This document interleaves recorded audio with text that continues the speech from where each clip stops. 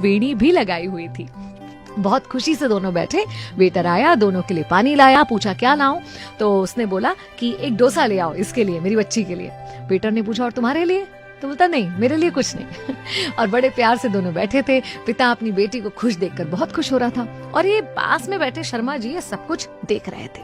इतने में थोड़ी देर में उस व्यक्ति का फोन बजता है, कोई पुराना छोटा सा फोन, वो बजता है, उसका फोन उठाता है। अपने मित्र को बहुत उत्साह से बता रहा था कि अरे होटल आया हूँ बिटिया को लेकर, आज इसका जन्मदिन है ना, और मैंने इससे वादा भी तो किया था कि अगर तुम क्लास में पहला नंबर आओगी तो मैं होटल में ले जाकर डोसा खिलाऊंगा। तो बस होटल आया हूँ इसको डोसा खिलाने।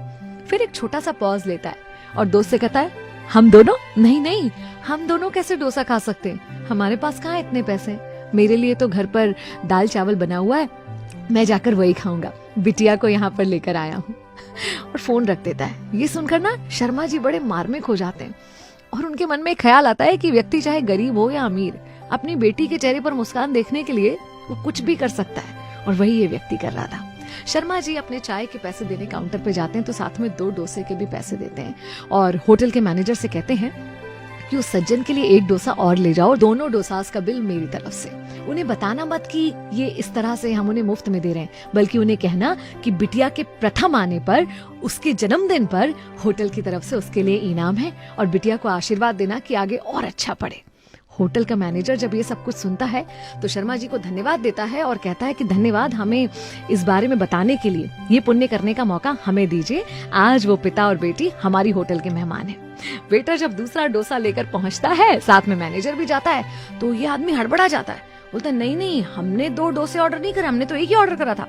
तो बोलता नहीं ये सब हमारी तरफ से है, बिटिया प्रथम आई है उसके इनाम के रूप में। तो ये बहुत खुश होता है, बेटी से कहता है देखो अच्छा पढ़ोगी तो कितना कुछ मिलता है।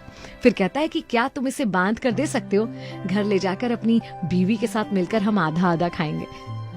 उसका मैनेजर कहता है कि बिल्कुल चिंता मत कीजिए, ये आप यहीं खा लीजिए, आपके घर के लिए 3 और डोसा और साथ में कुछ मिठाई के डब्बे बांध दिए हैं, घर जाकर बिटिया का जन्मदिन धूमधाम से मनाइएगा और मिठाइयाँ इतनी हैं कि सारे पड़ोसियों को भी खिलाइएगा।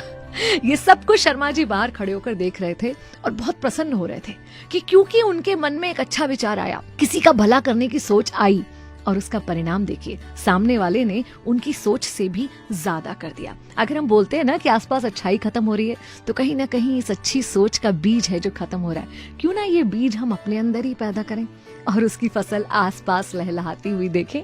मैं भी नहीं आपके साथ, चलो आज कुछ अच्छा सुनते हैं।